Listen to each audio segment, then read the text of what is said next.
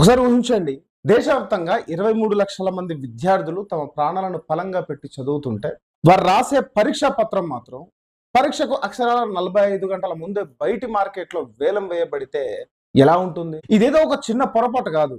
ఇది మన దేశ విద్యా వ్యవస్థకు పట్టిన క్యాన్సర్. ఒక విద్యార్థి పరీక్షా హాల్లోకి వెళ్ళాలంటే షూస్ ఇప్పాలి, బెల్ట్ తీసేయాలి.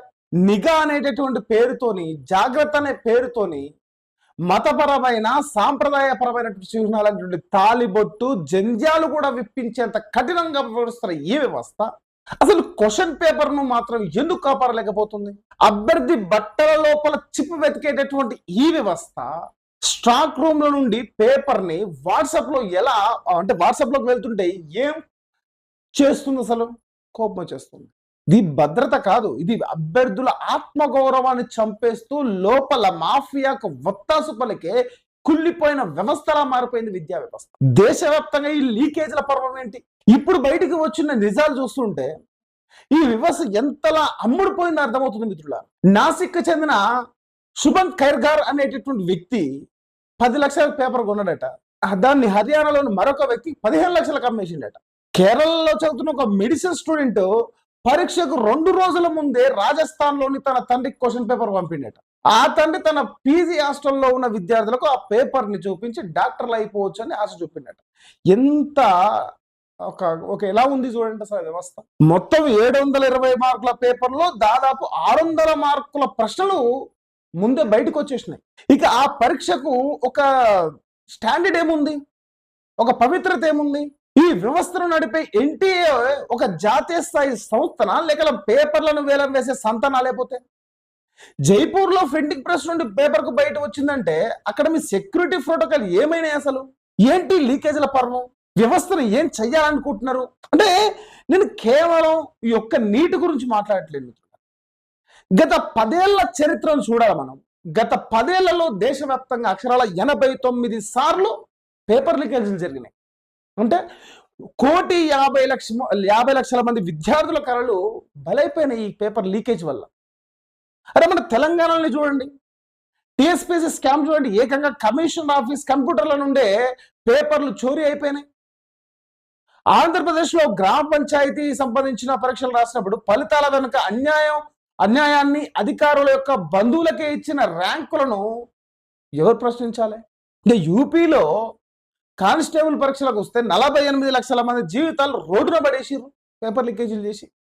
ఏ పార్టీ అధికారంలో ఉంటే ఆ పార్టీ తన వాళ్ళకు ఉద్యోగాలు ఇచ్చుకోవడానికి లేదా డబ్బులు సంపాదించుకోవడం విద్యా వ్యవస్థను ఒక సాధనంగా వాడుకుంటుంది. ఇది వ్యవస్థాగత నేరం కాదా? నిజంగా బాధ అనిపిస్తా ఉంది. ఎవడు దీన్ని ప్రశ్నించాలి? ఎందుకు దీని మీద ఎవరు ఫోకస్ చేయట్లేరు? మిత్రులారా, ఇవన్నీ నేను ఎందుకు చెప్తున్నానో తెలుసా? ఈరోజు మనం మౌనంగా ఉంటే రేపు మన బిడ్డల భవిష్యత్తు కూడా ఇదే వేలం పాటలో ఉంటుంది. ఈ నిజాన్ని అణచివేయడానికి, ఈ నిజాన్ని అణచివేయబడడానికి వ్యవస్థని దారులు వెతుకుతోంది. ఇలాంటి గలం మరింతగా వినబడాలి అంటే మీరు కూడా ఈ పోరాటంలో భాగస్వాములు అవ్వాలి. ఇప్పుడే మన ఛానల్ సబ్స్క్రైబ్ చేసుకోండి. మీ సపోర్ట్ ఉంటేనే ఇలాంటి పదునైన వాస్తవాలను, గట్టి వాస్తవాలను మరిన్ని లక్షల మందికి చేరుతాయి. కాబట్టి సబ్స్క్రైబ్ చేసి బెల్ ఐకాన్ నొక్కండి. మన నిరసన డిజిటల్ గా వినిపించే ప్రయత్నం చేద్దాం.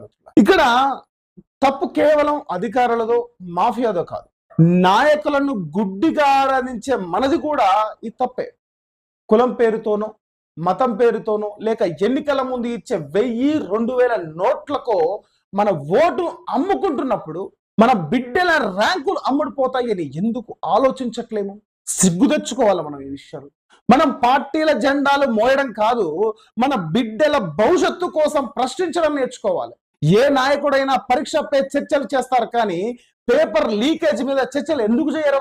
అసలు ఎన్టీఏ లాంటి సంస్థలకు ఒక ప్రైవేట్ సొసైటీకి ఎందుకు ఉంచారు? అసలు దానికి రాజ్యాంగబద్ధమైన జవాబుదారితనం ఎందుకు లేదు? అసలు ఈ వ్యవస్థను ప్రశ్నించని పక్షంలో మనమే మన బిడ్డల భవిష్యత్తును చిదిమేసిన వాళ్ళం అవుతాం మిత్రులారా.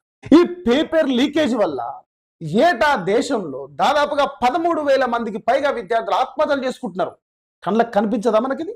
ఉత్తరప్రదేశ్ లో బ్రజేష్ పాల్ అనే 25 ఏళ్ల యువకుడు తన సర్టిఫికెట్ తగలబెట్టుకొని చనిపోయాడు.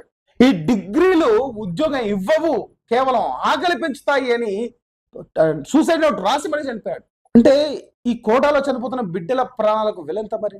వ్యవస్థను మార్చకుండా కేవలం చట్టాలు తెస్తే సరిపోతుందా? ఏ ఒక్క పెద్ద తలకాయైనా జైల్లో వేసిర్రా?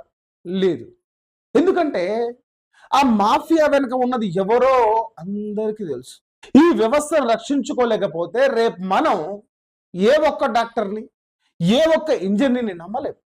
ఇప్పటికైనా మేలుకోవాలి. మనం నీ నిశ్శబ్దం నీ బిడ్డ భవిష్యత్తుకు సమాధి అవుతున్న విషయం మనం తెలుసుకోవాలి. ఎన్నో వేల పేపర్లు అమ్ముడుపోతుంటే వ్యవస్థ ఎక్కడ ఉందని మనం అనుకోవాలి.